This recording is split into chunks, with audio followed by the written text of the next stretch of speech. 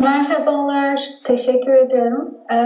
Beni bu konferansa davet ettiğiniz için ve konuşma fırsatı vereceğiniz için Kürt Kaba ve bütün bu konferansı organize eden herkese teşekkür ediyorum. Bugünkü konuşmam benim aslında daha önce yayınlanmış bir makalem üzerine dayanıyor ve otonomi düzenlemeleri içeren ve düzenlemeleri ne sahip olan ülkelerdeki aslında yargı meselesinin, yargı işinin nasıl yürütüldüğüne dair biraz kafa yoracağız bugün.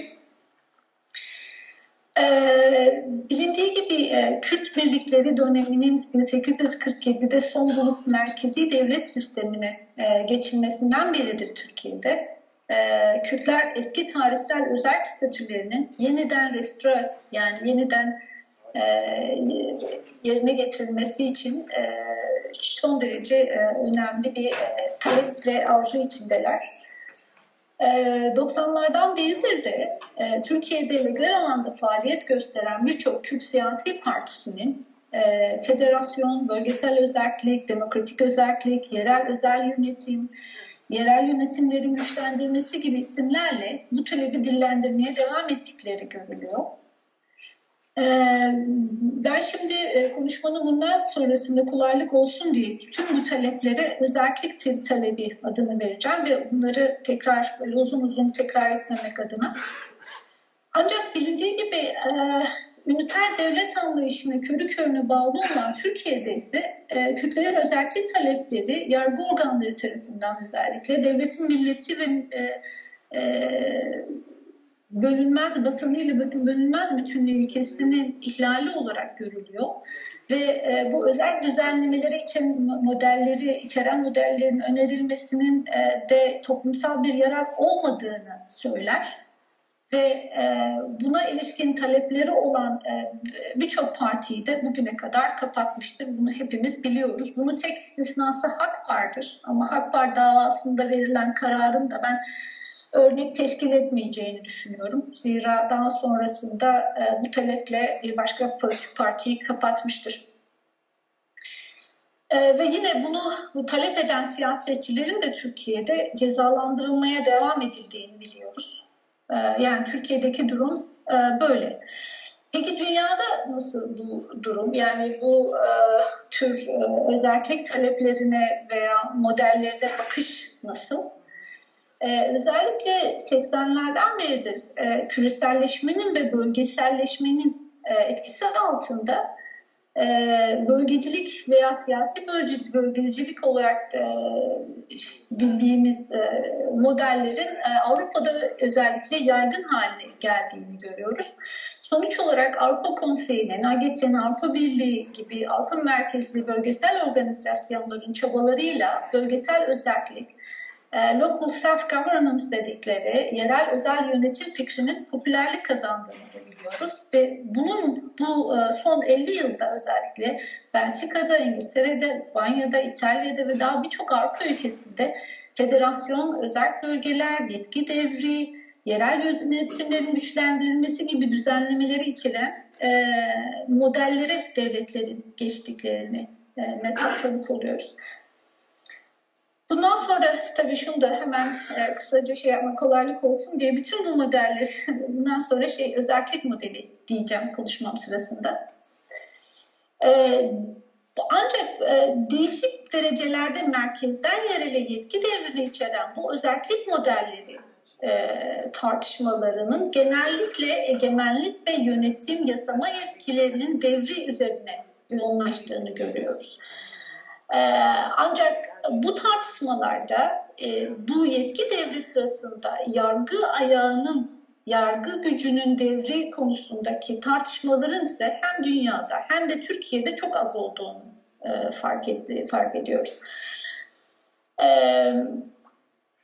Oysa aslında yani bu biraz önce bahsettiğim ülkelerdeki bu yetki devriminin paylaşımında yargı yetkisinin de yerelle merkez arasında paylaşmayı gerektirdiğini ve yargının fonksiyonlarını ve organizasyonunu, finansmanının aslında yine yerelle merkez arasında bu bir şekilde paylaşılmasının söz konusu olduğunu görüyoruz. Bugün size bu konuyu anlatacağım, başında da söylediğim gibi. Ancak bunu yapmadan önce aslında ilk olarak şeyden bahsetmek istiyorum. Kürt siyasi muhalefetinin bu konudaki, yani şeyi söyledik, Kürtler evet hakikaten uzun zamandır, yani son 200 yıldır geleneksel yapılarına, siyasi yapılarına geri dönmek arzusundalar. Bir özellik istemekteler çoğunlukla. Bağımsızlık isteyenleri de var ama yoğunlaşan konu özellik olduğu anlaşılıyor. Kürt siyasi partilerinin peki programlarını, önce biraz ondan bahsedeceğim. Daha sonra da peki bu uluslararası, bu talepler ne kadar makul talepler? Yani bunu sadece Kürtler bu aşırı bir talep midir bu, veya bu yasal olmayan, demokratik toplumlarda meşru olmayan bir talep midir? Biraz onu anlamaya çalışacağız. Bunu yaparken de bu taleplere justifiye edilecek uluslararası standart ve parametrelere bakacağız işin açıkçası. Ve bu talebi meşrulaştıracak, nasıl meşrulaştırılacağına ilişkin bir teorik çerçeve çizmeye çalışacağım. Bunu yaparken de yine değişik ülke modellerine yer vereceğim. Onlardan örnekler vereceğim. Şimdi evet, Kürtler ve Kürt siyasi partileri, hareketleri uzun zamandır özellik talepleri var. Ancak bu konudaki talep ve tartışmalarında veya programlarında yer verdikleri açıklamaların genellikle bu işin işte yasama ve idari boyutuna yoğunlaştığı görülür. Yargı konusunda detaylı bir talep ve programları yoktur hemen hemen hiçbirisinin. Bunun belki böyle birkaç örnek vereyim. Bir istisnası ilginç olması açısından Özgürlük ve Demokrasi Partisi'nin 93 yılındaki programında geçer. Programda antidemokratik hukuk sisteminin ciddi bir reformu istenir ama onun yanında ana dilin adli yargılamada ve mahkemelerde kullanılmasının güvence altına alınması da programda yer alan bir husustur. Biraz sonra göreceğiz bu ana dilin yargılamalarda ve mahkemelerde kullanılması Belçika, Kanada ve İspanya'da görüyoruz. Aslında sadece bunlarda değil ama bunlar en ilginç olanları. Bir diğer talepse Kürtlerden olmasa da, yani Türkiye'deki aslında bir Türk siyasi partisinden gelmiştir bu konuda özel yönetimlerde yargı meselesine dair fikir. O da Sosyalist Birlik Partisi'nin programında geçer.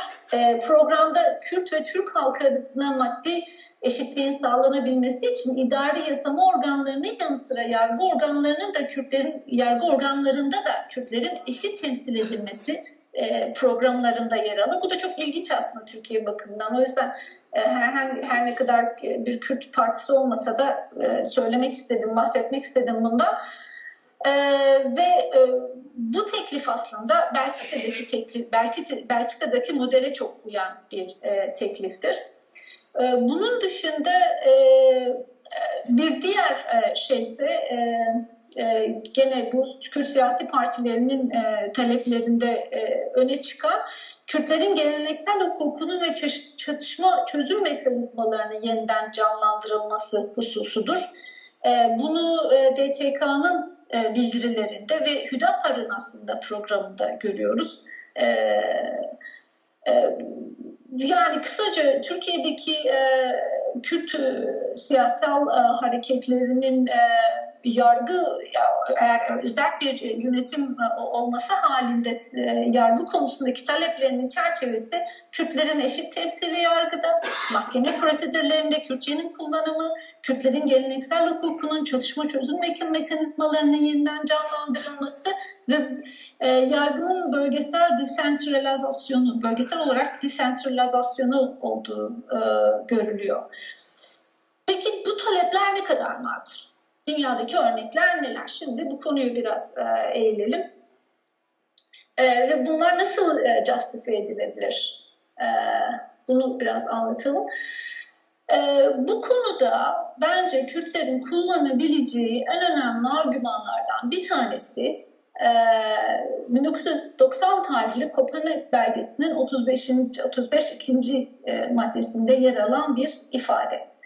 Bu ifade şöyle, katılımcı devletlere diyor ki bu belgede, deniliyor ki bu belgede ulusal azınlıkların korunmasını, geliştirilmesine dair çabalarımızda söz konusu azınlıkların kendine özgü tarihsel koşullarına ve yaşadıkları topraklara denk düşen uygun yerel özel idarelerin kurulması için çaba gösterin deniyor. Yani deniliyor ki ulusal azınlıkların günümüzdeki durumlarının tarihsel statüleriyle uyumlaştırılması onların haklarının etkin şekilde korunmasında önemlidir deniyor. Şimdi bu çok önemli tabii ki. Kürtler bakımından da önemli. Buna birazdan geçeceğim. Ama görüyoruz Avrupa'da birçok ülkede yargısal anlamda belli bir azınlık grubu, ulusal azınlık grubuna verilen hakların aslında onların tarihsel statülerinin de bir parçası olduğu anlaşılıyor. İskoçya buna çok ilginç bir örnek mesela. İskoçya İngiltere'ye 1700 yılında gönüllü olarak katılıyor. Kürtler gibi, Kürtlerin Osmanlı'ya katılması gibi onların aslında durumu da. Ve yapılan anlaşmada İskoçlar kiliselerini korumayı, çünkü Katolikler biliyorsunuz onlar, İngilizlerse Anglikan, onların kilisesi farklı. Kiliselerini, eğitim sistemlerini ve farklı mahkeme sistemlerini devam etmek şartıyla Birleşik Krallığa katılıyorlar. Yani bu katılımda diyorlar ki biz mahkemelerimizi kendimiz yöneteceğiz. 1707 yılında yapılan bir anlaşmayla da diyorlar ki bizim ülkemizden yani İskoçya'dan gelen davalar İskoç kanunlarına göre çözümlenecek. Ancak burada mesela temiz aşaması konusunda bir şey söylenmediği için İngilizler uzun yıllar boyunca temiz aşamasında İngiliz mahkemelerine İskoçya'dan gelen davalarda İskoç kanunlarını uygulamıyorlar. Bu İskoçlarda inanılmaz bir tepki yaratıyor ve sonunda 19. yüzyılın sonlarına geldiğimizde şöyle bir kural getiriliyor. İngilizlerin temiz mahkemelerinde İskoç yargıçların oturmasıyla onlara orada İskoç yargıçlara yer verilmesiyle konunun çözülmesi mesela bir opsiyon olarak ortaya çıkıyor. Ancak daha sonraları bu da çok tabii ki yeterli bir şekilde İskoçları tatmin etmiyor ve sonunda İskoçların 1997 yılındaki Devolution of Power dedikleri yetki devriyle İngiltere'de bütün İrlanda, Türkiye'de Welsh bölgesi ve İskoçya'ya otonomi daha fazla otonomi veriliyor ve İskoçya parlamentosu tam bir diğer bölgelerden daha fazla bir özelliğe sahip oluyor. Tabii bunun hukuksal alanda da birçok etkileri var. Bu yetki devrinde yargısal birçok yetki de İskoçya'ya devrediliyor. Mesela 1919 yılından beri İskoçya parlamentosu hukuk ve ceza kanunları yapabiliyor İskoçya için.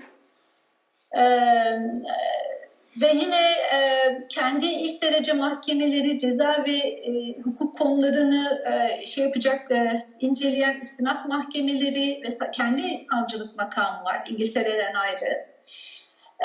Bütün İskoçya temiz mahkemeleri hem hukuk hem de ceza davalarında nihai karar verme yetkisi var İskoçya'da.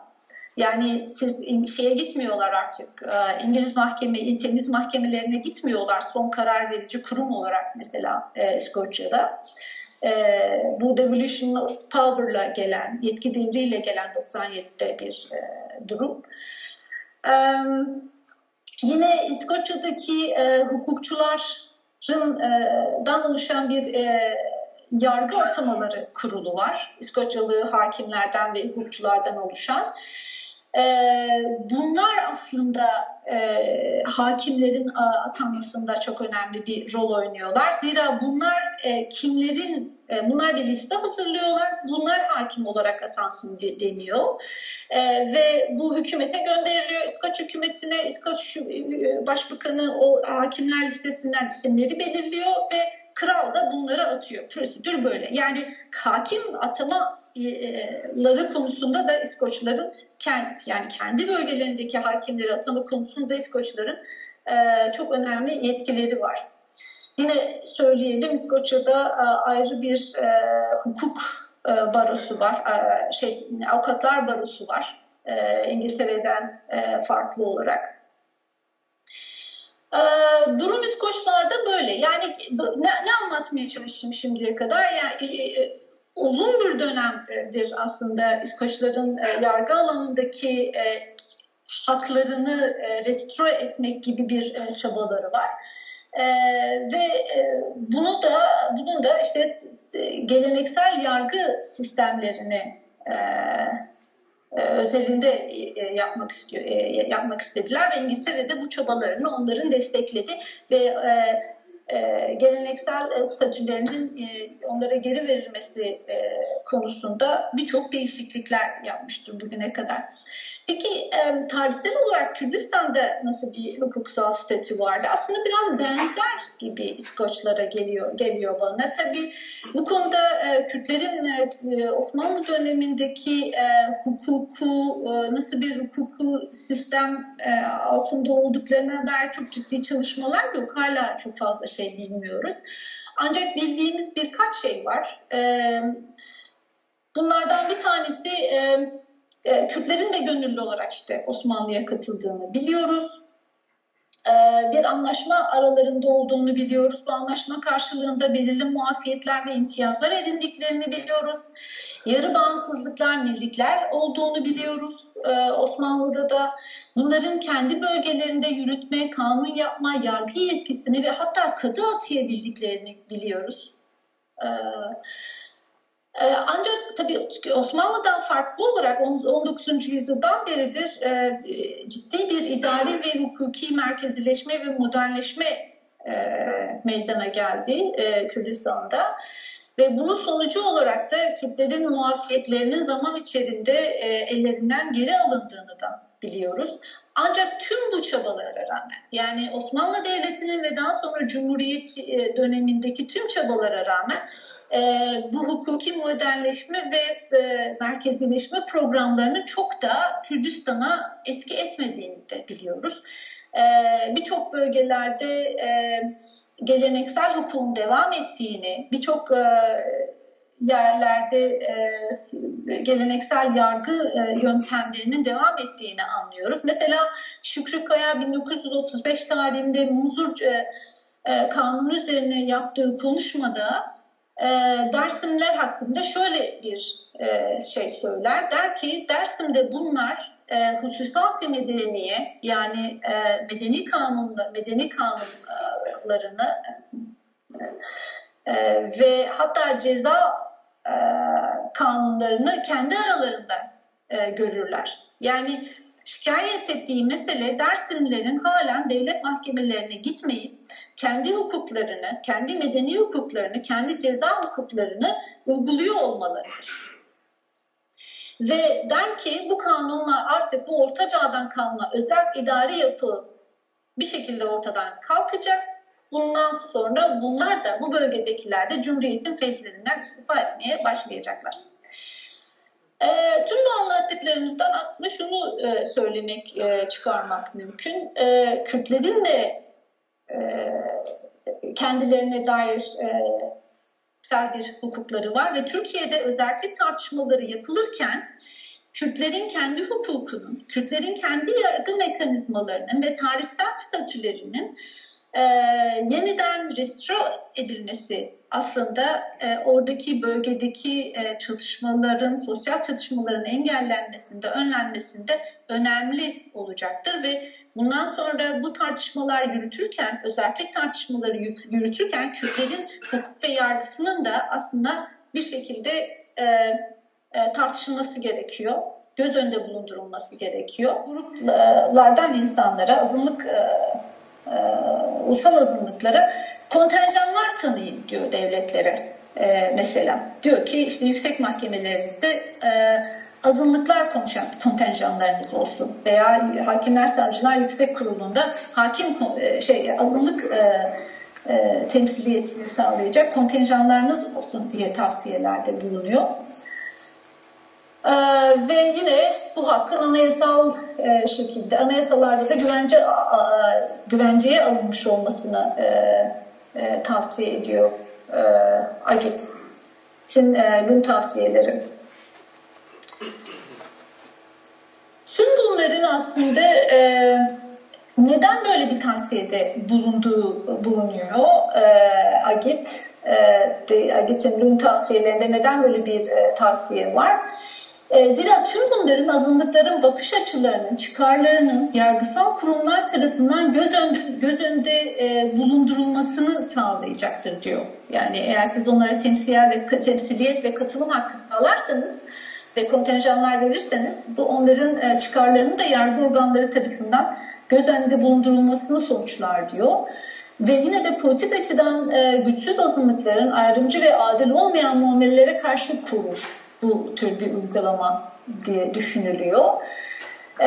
Ve tüm bunların sonuç olarak ulusal azınlıkların adalet sistemine olan güvenlerini artıracağı düşünülüyor.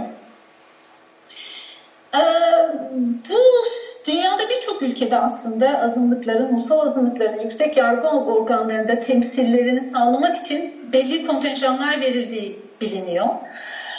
Bunlardan aslında en ilginç örnek Belçika'daki durumdur. Belçika yargı sistemi biliyoruz Fransız ve Flemenç dilleri üzerine kurulmuş bir sistem. Bu her iki dil grubu bütün yargı kurumlarında hemen hemen eşit olarak temsil ediliyor. Yani Flemenç ve Fransızca konuşan hakimler eşit sayıda yargı kurumlarında. Mesela Belçika Anayasa Mahkemesi'nde 12 yargıç var. Bunların 6'sı Flemenç, 6'sı da Fransızca konuşan üyelerden oluşmak zorunda. Ve yine biliyorsunuz çok küçük bir Alman azınlığı var Belçika'da. Bu nedenle de Anayasa Mahkemesi'ndeki hakimlerden birinin de üst düzeyde Almanca bilmesi şart.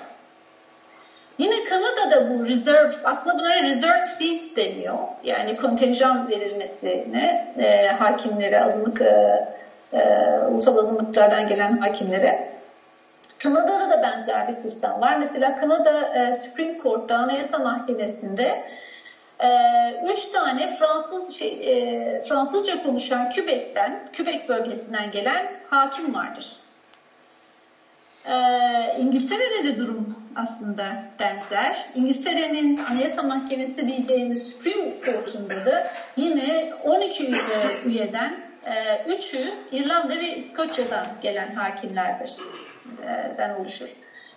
Şimdi Türk milliyetçi ideolojisi üzerine kurulmuş Türk hukuk ve yargı sistemi, Kürtlerin etnokültürel, dilsel, siyasi taleplerini Cumhuriyet tarihi boyunca yasal olanın, kamusal olanın dışına ittiği, kriminalize ettiği, cezalandırıldığı göz önünde alındığında Kürtlerin yargı alanında temsil edilmesini, görüşlerinin, çıkarlarının göz önüne alınmasını sağlayacak olan bu tür bir yargı mekanizmasının oluşturulmasının, Kürtlerin haklarının korunmasında ve çatışmalı ortamın sona erdirilip Kürt meselesine adil, kalıcı bir çözüm bulunmasında son derece önemli katkılar sunacağı açıktır. Yani yargı alanında mesela üst mahkemelerde Kürtlere de reserve seatlerin verilmesinin çok önemli sonuçları olacaktır aslında Türkiye'deki Kürtlerin özellikle adli alanda, yargı alanında maruz kaldıkları ayrımcılık ve hukuksuzlukların önüne geçmede.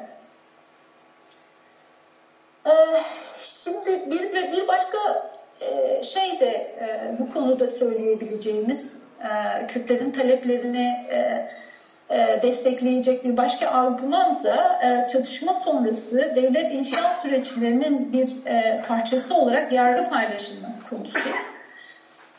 Biliyoruz, etnik politik temelli çatışma ortamlarının sona erdirilmesinde idari, yasama, yargı yetkisinin paylaşımını içeren çözümlerin önemli olduğu düşünülüyor. Herhangi çatışmalı ortamların sona erdirilmesinde bu tür özellik modelleri çizmeyen ve hatta hukuki yargısal reform ve stratejiler içermeyen barış süreçlerinin ise başarılı olmadığı aslında görülüyor.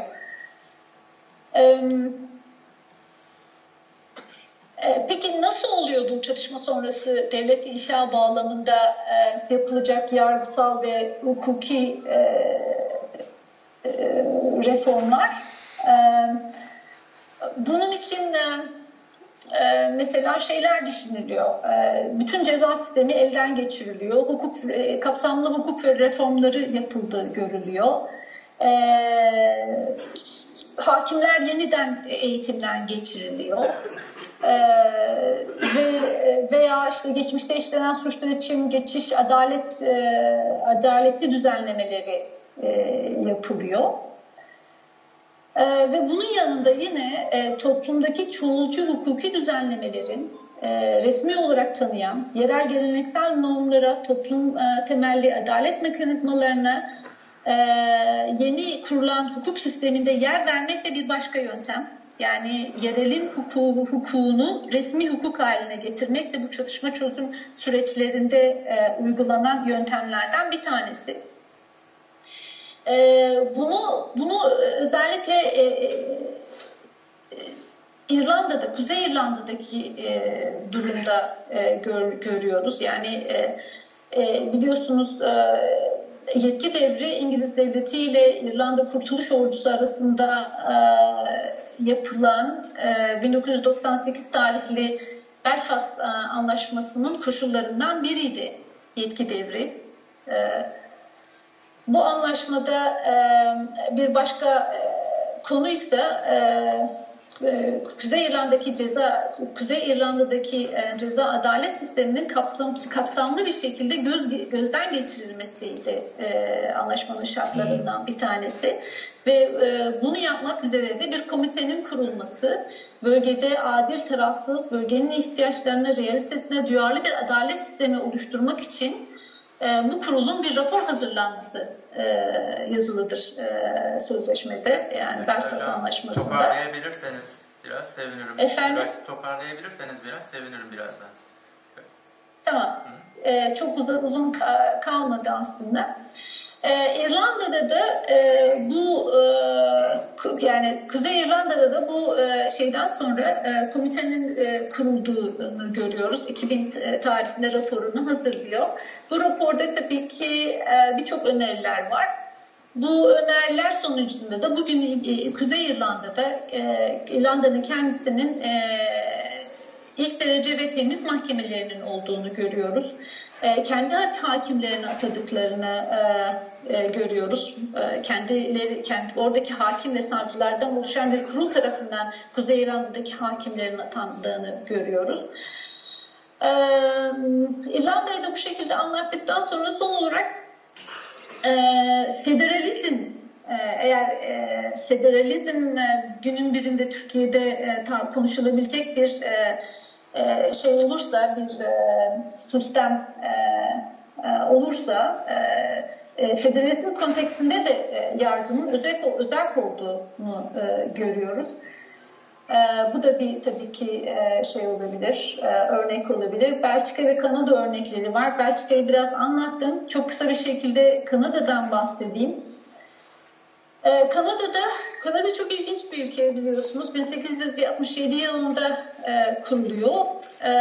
Kanada'da her biri bölgesel ve federal düzeyde kendi yasaları, mahkemeleri olan 10 eyalet, 3 federal bölge var.